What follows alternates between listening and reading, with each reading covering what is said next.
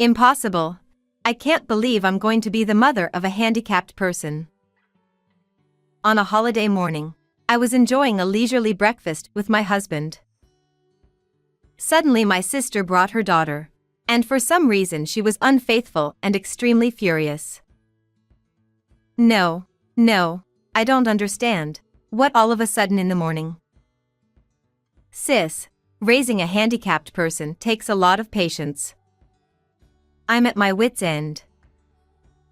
The sister's daughter stood quietly, crying at her mother's outburst. I will give this one to you who can't have children. Aren't you and a handicapped person who can't have children a perfect match? Don't say that.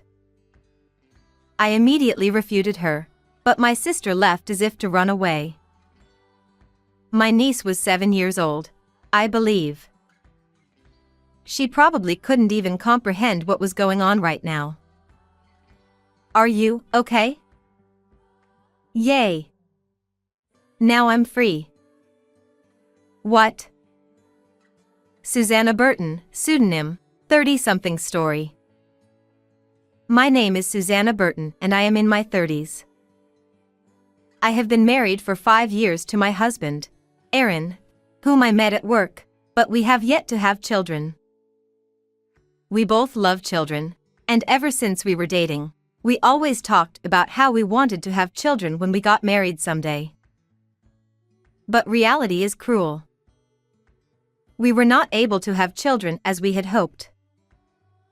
After talking with Aaron, we decided that we just couldn't give up on having children of our own and decided to start fertility treatments. We hoped to have just one child, no matter how much it would cost. So we went to the clinic together. However, the doctor told us that our chances of having a child were extremely low. But on the contrary, we were determined. We had done all we could do. All I want is to be with you. Let's enjoy life together. He also encouraged me by saying so. Even if we were not blessed with children in the future, we could enjoy our life together as a couple.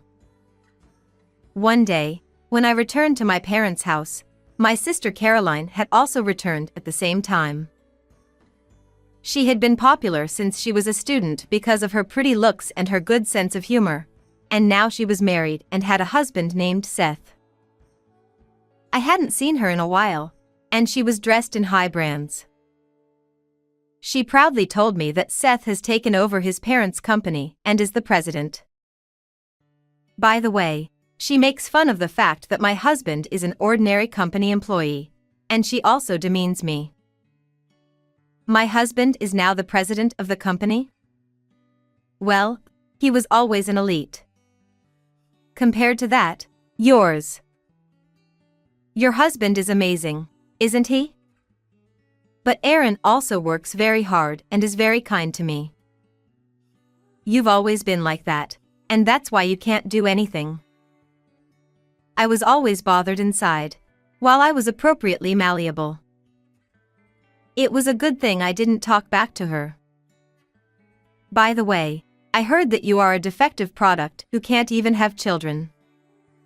You're a useless woman, aren't you? She said mockingly while laughing at me. Caroline has always disliked me anyway. She always tries to outdo me and mount me, which frankly tires me out. She doesn't say such terrible things to me in front of my parents either. She does whatever she wants when her parents are not around. I was deeply offended by her ridicule of my infertility and left my parents' house. Why should I be talked about like that? How much did she think I had suffered because I could not have children? After that, she often pointed out to me how difficult it was for me to have children. When she meets with me, she brags about having a child herself. Even though I have always thought I understood her bad character, I could not tolerate her ridicule of my sensitive issues. She makes fun of me every time I see her like this, and her attitude gets worse and worse. Then we have no choice but to distance ourselves from her. I began to be careful not to see her as much as possible. Then one day on a holiday, many months later, the intercom suddenly rang. Suddenly, the intercom rang. My husband was off today, and he was out shopping. I was alone, doing the housework. When Aaron comes home, maybe we can go out somewhere together. I was washing dishes while thinking about that. I wondered what in the world was going on in the morning, and when I checked, to my surprise, it was Caroline. It's been a while since I've been away from here. I haven't seen her for a long time. And yet, it was her coming to me. Her face on the intercom screen was clearly unhappy, and she was standing there in front of the front door. I wonder what she wants, even though I don't want to see her. I reluctantly open the front door. She is standing in front of me with a sullen expression on her face. It's been a long time. Oh, it's so unusual to see you here with Natalie. We don't want this handicapped person in our house. Her high-pitched voice rings out. I wonder what she is going to say as soon as she arrives, forcing Natalie, who is standing beside her, toward me. Natalie is her daughter. She is 7 years old, I think. Natalie almost fell over when she was suddenly pushed toward me. What do you mean? You just barged in all of a sudden? I stare at Caroline, who is confused and pushes the child away. She takes one look at Natalie, who is sobbing in my arms, and sighs. She is so annoying. A handicapped person who can't even speak properly doesn't deserve to be in our house. How can you use such a violent word as handicapped to your own daughter? I was at a loss for words. What do you mean she can't speak? It means exactly what it means. It's a pain in the ass. Caroline sighs heavily. You know, being a parent of a handicapped person is very, very hard. I can't do it anymore. You can't have children, so I'm going to give you one. What? You can't have children and a handicapped person is a perfect match. Get along with each other. After saying what she wanted to say as much as she wanted, she got into her car and drove away without making eye contact with her daughter. I was so stunned by what had happened that all I could do was hug Natalie. I came to my senses and looked around. I heard my sister's shrill voice echoing throughout the morning. The neighbors might come to see what was going on. I hurriedly took Natalie by the hand and led her into the house. I lock the front door and turn around. Just as I am about to comfort Natalie. Yay! Now I'm free. Natalie, having entered the house and convinced that her mother has returned, exclaims with joy. I had no idea what was going on and decided to listen to her story in the living room. It seems that Natalie has been educated very strictly to be an ideal child. She went to different classes every day and sometimes had more than one class in a day. No matter how hard she tried, she never received praise or recognition. If she failed to do as well as she wanted, she was beaten and yelled at. When she asked for help, her father was always at work, and her paternal grandparents did not pay attention to their female grandchild. Then a younger brother was born, and Natalie lost all positive attention to him. She no longer felt any affection for him, and was treated as if he was an obstacle.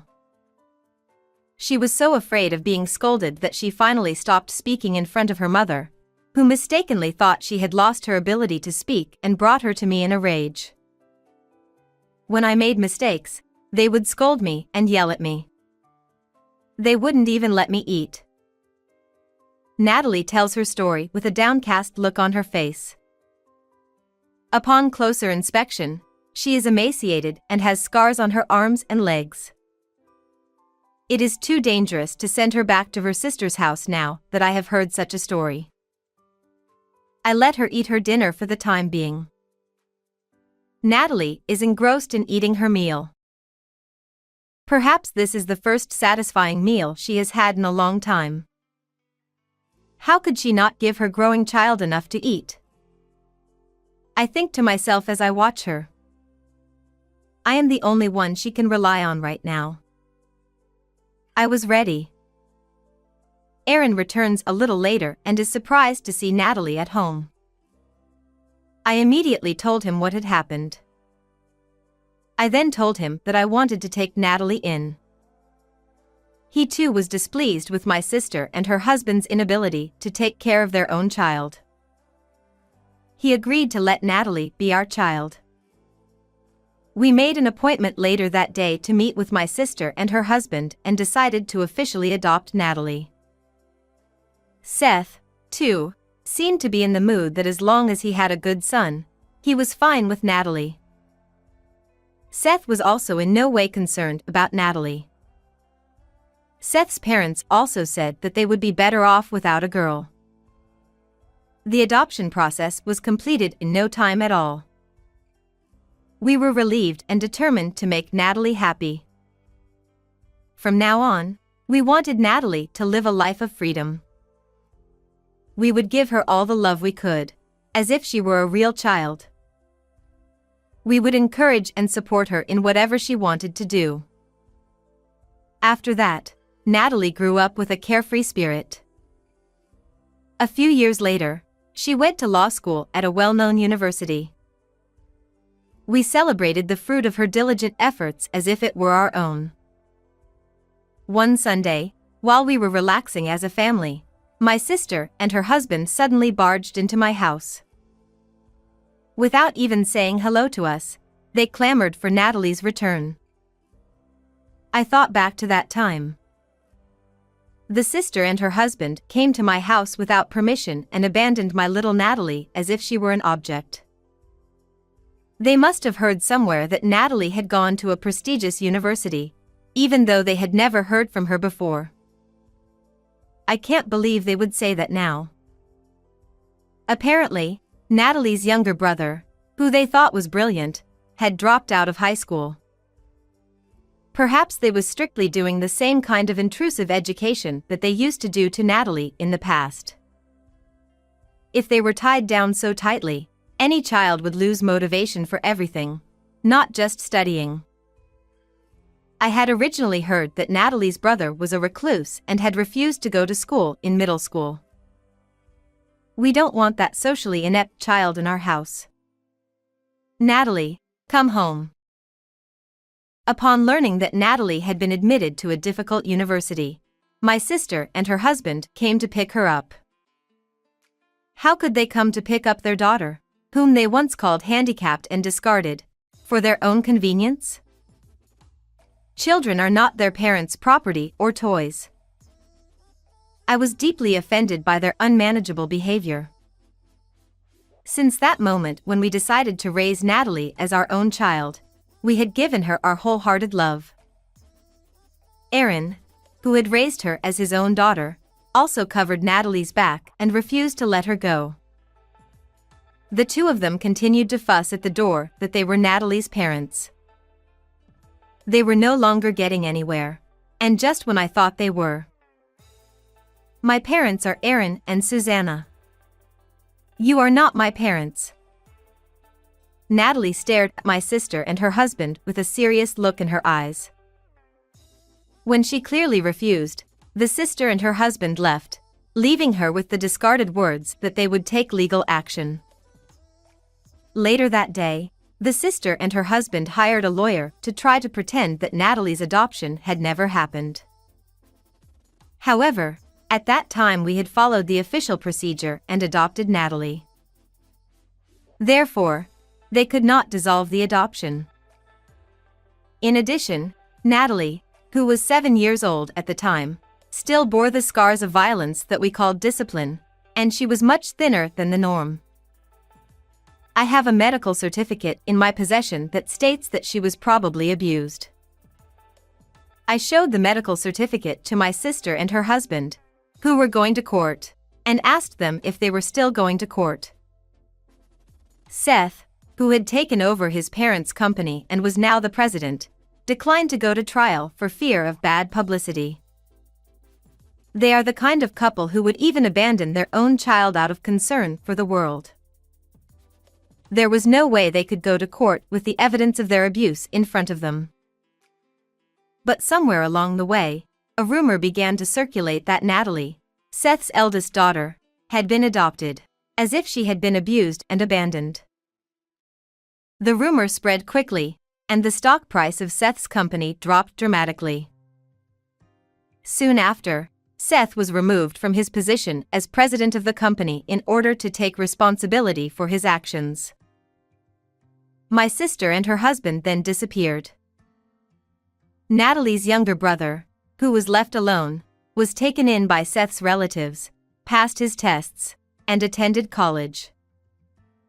Natalie successfully graduated from college and got a job at the company she wanted. She married a man she met at work. We were sad to see her go, but wished her a long and happy life as she left our home with her husband and wife. What did you think of this story? Please subscribe to our channel. See you in the next video.